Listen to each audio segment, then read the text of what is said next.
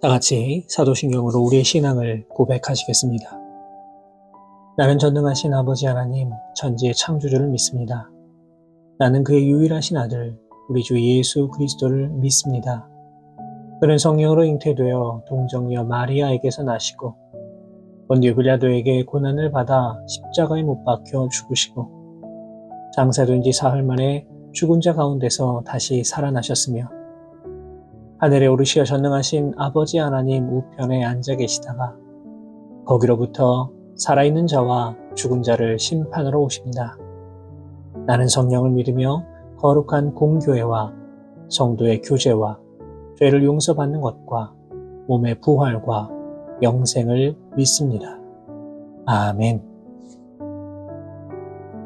다 같이 찬송가 301장 지금까지 지내온 것 함께 찬송하시겠습니다.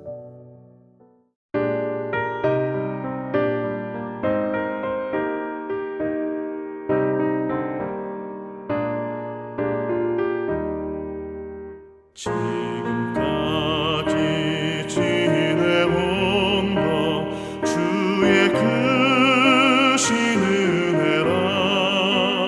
한이 없는 주의 사랑 어찌 이루 말하랴. 자나케나 주의 손이 항상 살펴주시고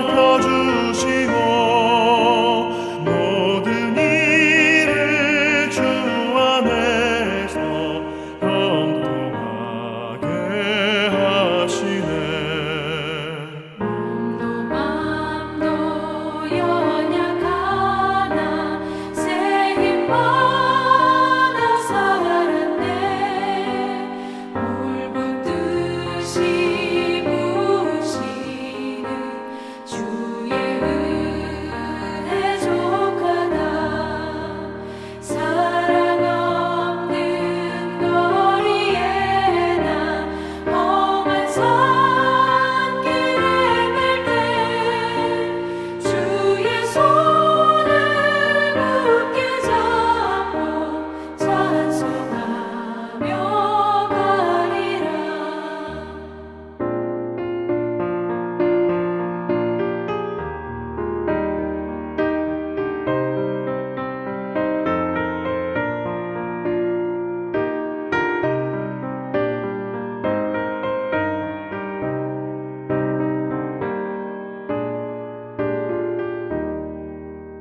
주님 다시 배울 날이 날로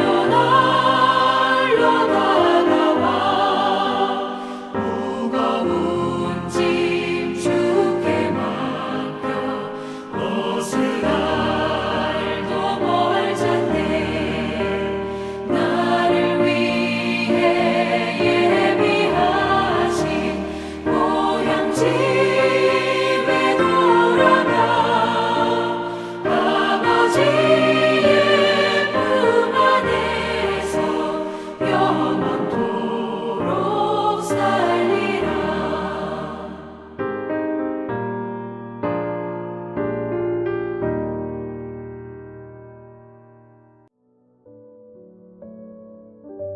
오늘 우리에게 주시는 하나님의 말씀은 구약성경 시편 118편 1절에서 4절까지의 말씀입니다.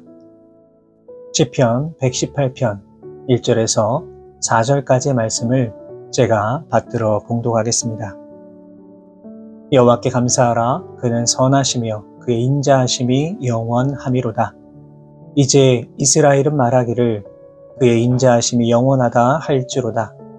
이제 아론의 집은 말하기를 그의 인자하심이 영원하다 할지로다. 이제 여호와를 경외하는 자는 말하기를 그의 인자하심이 영원하다 할지로다. 아멘. 오늘 우리가 함께 읽은 이 시편 118편의 말씀은 저자가 누구인지 그리고 이 시의 배경이 무엇인지 구체적으로 기록되어 있지는 않지만 극심한 고난 가운데서 구원하여 주신 하나님의 은혜를 찬송하며 또 종말론적인 구원도 함께 열망하고 있는 그런 내용을 담고 있습니다.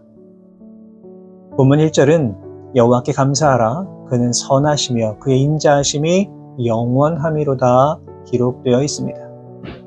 여기에 기록된 선하다라고 하는 말은 이익, 번영, 복지 이런 다양한 의미를 지닌 그런 단어입니다. 이 단어는 구약에만 약 560여 회 등장하고 있습니다. 시인은 우리를 향한 하나님의 마음에 대하여서 선하다 이렇게 표현하고 있습니다. 다시 말해서 선하다라고 하는 의미를 이 원어에 대입해서 생각해 본다면 하나님께서는 우리를 향해 좋은 뜻, 선한 뜻을 가지고 계시고 우리에게 이로운 일을 행해 주시며 번영과 복지를 베풀어 주시는 분이라는 그러한 뜻이 됩니다. 이 장황하고 긴 문장을 한마디로 정의한 것이 바로 선하다라는 말이 되는 것입니다. 이처럼 하나님께서는 우리를 향해 선한 뜻을 가지고 계심을 우리는 기억해야만 합니다. 그런데 여기서 우리가 놓치지 말아야 하는 것은 이 선하다라고 하는 말에는 우리가 이해할 수 없는 역경까지도 포함되어 있다는 것입니다. 이 창세기 50장을 보시면 야곱이 죽은 후에 요셉은 이 두려워 떨고 있는 형들에게 이렇게 이야기합니다. 당신들은 나를 해하려 하였으나 하나님은 그것을 선으로 바꾸사 오늘과 같이 많은 백성의 생명을 구원하게 하시려 하셨나니. 여기서 요셉이 말한 악을 선으로 바꾸셨다는 말이 오늘 본문의 선하심과 같은 단어입니다. 우리는 요셉이 얼마나 힘든 인생을 살았는지 잘 알고 있습니다. 형들에게 배신당해 노예로 팔리는 그 순간부터 정말 지옥 같은 인생을 살아야만 했습니다. 애굽의 노예로서 온갖 고생을 다 하였고 또 그것도 모자라서 억울한 누명을 쓰고 죄인의 신세로 전락해버리고 말았습니다. 이러한 고난 속에서 어떻게 하나님의 선하심을 찾을 수 있었겠습니까? 그러나 요셉은 자신에게 다가온 고난과 고통의 시간을 통하여서 하나님의 선하신 계획을 알게 되었습니다. 그렇기 때문에 요셉은 당당하게 자신에게 찾아온 그 고난이 하나님의 선하심이었다고 고백할 수 있었던 것입니다. 사랑하는 여러분, 우리는 우리의 삶을 주관하시며 섭리하신 하나님께서 우리를 향한 선하신 계획과 뜻을 가지고 있다는 사실을 반드시 믿고 의지해야만 합니다. 큰 고난과 고통 가운데 있던지 형통과 번영의 자리에 있던지 그 모든 것 안에는 하나님의 선하심이 있음을 기억하시고 확신하며 살아갈 수 있어야만 합니다. 우리는 하나님의 선하심 속에서 한치도 벗어날 수 없는 존재입니다. 그렇기 때문에 우리에게 일어나고 있는 모든 일들이 우리를 향하신 하나님의 선하신 뜻과 섭리 안에 있음을 기억하시고 언제나 하나님의 뜻에 순종하는 마음을 가지고 살아갈 수 있어야만 합니다. 또한 1절 후반부를 보시면 시인은 그의 인자하심이 영원함이로다 이렇게 노래하고 있습니다. 여기서 인자하심에 해당하는 히브리어는 헤세드라고 하는 단어로서 하나님의 대표적인 성품 중 하나로 사용되고 있습니다. 일반적으로 이 헤세드라고 하는 단어는 너그럽고 자비로운 사랑을 의미하지만 구약 성경에서는 하나님의 변함없는 사랑을 의미하는 말로 사용되고 있습니다. 특별히 인자하심, 즉 헤세드의 사랑을 대표적으로 보여주는 성구가 바로 출애굽기 20장 5절과 6절의 말씀입니다. 내 하나님 여호와는 질투하는 하나님인즉 나를 미워하는 자의 죄를 갚되 아버지로부터 아들에게로 3, 4대까지 이르게 하거니와 나를 사랑하고 내 계명을 지키는 자에게는 1000대까지 은혜를 베푸느니라. 하나님께서는 하나님의 명령을 잘 지켜 행하면 이 1000대까지 은혜를 베풀어 주시지만 그렇지 않는 자에게는 철저한 심판을 베풀 것이라고 말씀하십니다. 여기서 우리가 기억해야 할 것은 무엇일까요? 하나님의 사랑은 한결같고 변함없지만 그것은 오직 하나님의 언약 안에 거할 때에만 유효하다는 것입니다. 우리는 때때로 하나님의 인자하심, 즉 이 헤세드의 사랑을 오해할 때가 있습니다. 그저 우리가 요청만 하면, 바라기만 하면 무조건적으로 우리에게 사랑을 주실 것이다 착각할 때도 있습니다. 그런데 하나님의 사랑은 원칙도 근거도 없는, 그래서 아무에게나 무조건적으로 주시는 맹목적인 사랑이 아닙니다. 마태복음 22장에는 예수님께서 천국에 대해 말씀하시면서 혼인잔치의 비유를 말씀해 주십니다. 임금이 자기 아들을 위해 혼인잔치를 열었습니다. 그런데 청험을 받은 사람들이 한결같이 임금의 초대를 거절합니다. 이에 임금은 길가와 시장에 가서 만나는 사람들에게 권하여서 그 자리를 채우라고 명령을 합니다. 그런데 이렇게 급히 참석하게 된 사람들을 둘러보던 임금은 이 예복을 입지 않은 한 사람을 발견하게 됩니다. 결국 임금은 이 사람을 손발을 묶어 바깥 어두운 데에 내 던져라 명령합니다. 여기서 예복을 입지 않은 사람이 바로 하나님의 은혜로 구원의 초청은 받았고 예배에도 참석은 하지만 구원의 은혜에 합당한 삶을 살지 못하는 사람을 의미하는 것입니다.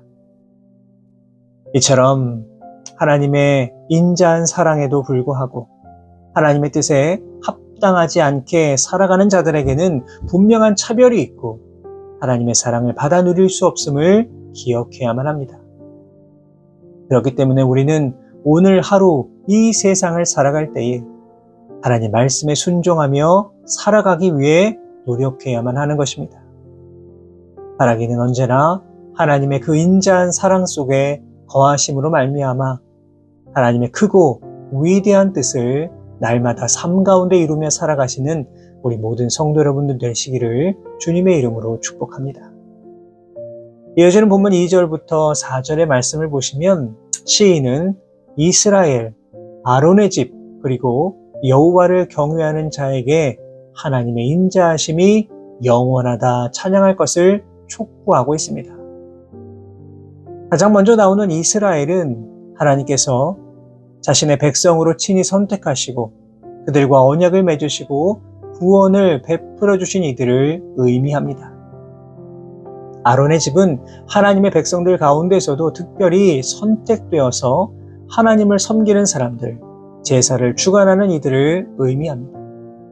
마지막으로 여호와를 경외하는 자들은 혈통이나 신분을 떠나서 하나님의 구원을 체험하고 그 구원으로 인하여 하나님을 믿고 의지하고 신뢰하며 따르는 모든 이들을 의미합니다.